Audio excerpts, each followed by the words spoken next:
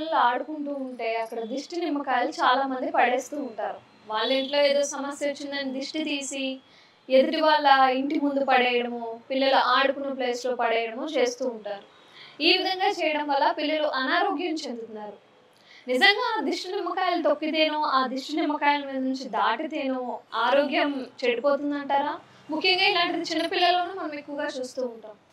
ఓం నమ శివాయ. అమ్మా, ఈ దిష్టి అనేది ప్రతి ఒక్కరికి, ప్రతి ఒక్క ఇంట్లో ఉంటుంది, ప్రతి ఒక్కరికి ఉంటుంది. ఒక మనిషి ఆహారం తినేటప్పుడు కొంతమంది చూసినప్పుడు వాడికి జీర్ణం కాదు, అవును. అది దృష్టి. హ్మ్. ఒక ఇల్లు కట్టేటప్పుడు ఒక గుమ్మడికాయను ఒక నిమ్మకాయని దిష్టి తీస్తారు, అది మంచి జరగడం కోసం. ఇట్లా కొంతమంది కొన్ని కొన్ని ప్రాబ్లమ్స్ బట్టి వాళ్ళ దిష్టి ప్రయోగాలు తీసుకొని వాళ్ళు రోడ్ల మీద పోసుకుంటారు అన్నమాట. హ్మ్. కొంతమంది కుంకుమతో కలిపిన నీళ్లు, బొగ్గులు, ఎండి మిరపకాయలు, తల వెంట్రుకలు ఇలాగ తీసి కొంతమంది రోడ్డును పారబోస్తుంటారు. కొంతమంది దిష్టి తీసుకొని కొంతమంది నిమ్మకాయలు బయట పడేస్తుంటారు. హ్మ్. అది వాళ్ళకు చేసుకున్నదే తప్ప వాళ్ళ గురించి వేరే వాళ్ళ గురించి చేసినవి కావు. కానీ వీటిని చూడకుండా పిల్లలు కావచ్చు, పెద్దలు కావచ్చు, సడన్గా దాటేస్తుంటారు.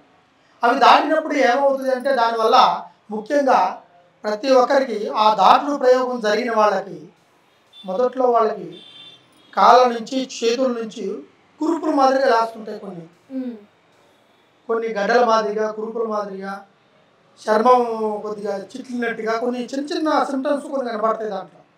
దాని తర్వాత కొంతమందికి అయితే కళ్ళు తిరిగినట్టుగా, కొంతమందికి ఏదో మనసు అంతా తేలికైపోయినట్టుగా, ఏదో విధంగా అన్నట్టుగా మనిషి స్వస్థత లేకుండా అంటే శ్వాస పీల్చుకోలేని విధానంగా కొంతమందికి జరుగుతుంటాయి. అంటే అవి ప్రాణానికి నష్టమేమి కావు, హ్మ్. అది ఉపశాంతి కోసం చేసుకున్నాయే. కాకపోతే ఇది దాటకూడదు.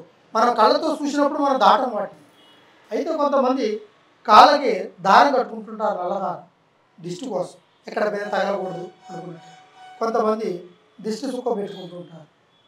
తర్వాత వధువులకు కూడా దిష్టి సుక్క పెడుతుంటారు, కొత్తగా పెళ్ళైన వాళ్ళు. అవును. ఇట్లా కొంతవరకు దిష్టి అనేది కొంతమందికి తగులుతూ ఉంటుంది. ఇందులో ఈ సిమ్టమ్స్ ఎలా ఉంటాయిరా అంటే మనిషికి తర్వాత ఆరోగ్యంలో నీరసంగా ఉండడం, ఆకలి వేయకుండా పోవడము, అది కళ్ళు తిరిగినట్టుగా ఉంటూ ఆ దాటిన రోజు కానించి వాళ్ళు ఏ పని మీదకి పోకుండా పోబుద్దిగా ఉండడము, లేకపోతే ఇంట్లో వాళ్ళ మీద చిరాకు పడ్డము, ఇలాంటి చిన్న చిన్నవి జరుగుతుంటాయి. అవును. ఈ పిల్లలకు కూడా జ్వరం రావడము, హ్మ్. మంచిగా ఆటాడుకుని ఒక గంట బాగున్న ఆ పిల్లోడికి జ్వరం వచ్చేసింది. తర్వాత వాడు తిరిగే దాన్ని బట్టి, వాడు దాటిని బట్టి దీంట్లో కొన్ని చెడుకు సంబంధించినవి కూడా వాళ్ళు తీసి పోస్తుంటారు. పిల్లలకి ఏదైనా చెడు జరిగిందంటే ఎవరైనా స్వామి లేకుంటే ఎవరైనా పెద్దలో చెప్పుకుంటే ఇవి ఈ విధంగా దిష్టి తీసుకోసుకోండి అని చెప్తుంటారు. అది వాళ్ళ గురించి దిష్టి తీసి శాంతి చేసుకుంటారు. ఇది తిరగకోకుండా చూడకోకుండా వచ్చిన వాళ్ళకి అబాని కాళ్ళతో దాటేస్తుంటారు.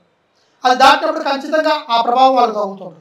హ్మ్. తగిలినప్పుడు ఏమవుతుంటే దిష్టి ప్రభావం వల్ల వాళ్ళ ఆరోగ్యంలో నష్టము, మనశ్శాంతి లేకుండా పోవడము, ఆరోగ్యంలో చిన్న చిన్న ప్రాబ్లం రావడము, కొంతమందికి చర్మం నల్లబడిపోవడము, ముఖంలో కళ రాకుండా పోవడం, ముఖంలో కళ ఎండిపోవడము, ఇలాగ నీరసంగా ఉంటాం. తర్వాత దాంట్లో కొన్ని చిన్నులు ఉంటాయి. కొంతమంది రెప్ప చూస్తూనే కన్ను మార్చకుండా కన్ను రెప్ప కొట్టకుండా కొంతమందిని చూస్తుంటారు.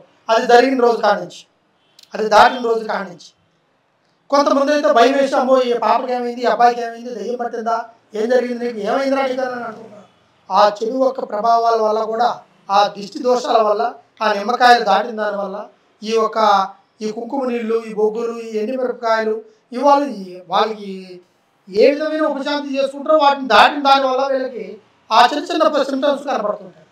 అలాంటి వాళ్ళు ఎవరున్నా కూడా కంపల్సరీగా ఒకసారి మమ్మల్ని సంప్రదించండి. దానికి తగినట్టుగా పరిష్కారం కంపల్సరీగా చేసి మీకు ఎటువంటి ఇబ్బంది లేకోకుండా మీ ఆరోగ్యం మీకు అనుకూలంగా ఉండేటట్టుగా ఆ దిష్టి దోషము, ఆ నిమ్మకాయల దోషం తీరేటట్టుగా కంపల్సరీగా పరిష్కారం చేస్తాను. ఆ పరిష్కారం కంపల్సరీగా జరుగుతుంది. సర్వే జనా సుఖినో భవంతు. అష్టైశ్వర్యాలతో, ఆయుర ఆరోగ్యాలతో, భోగభాగ్యాలతో సంతోషంగా అందరూ బాగుండాలి, అందులో మనం ఉండాలి.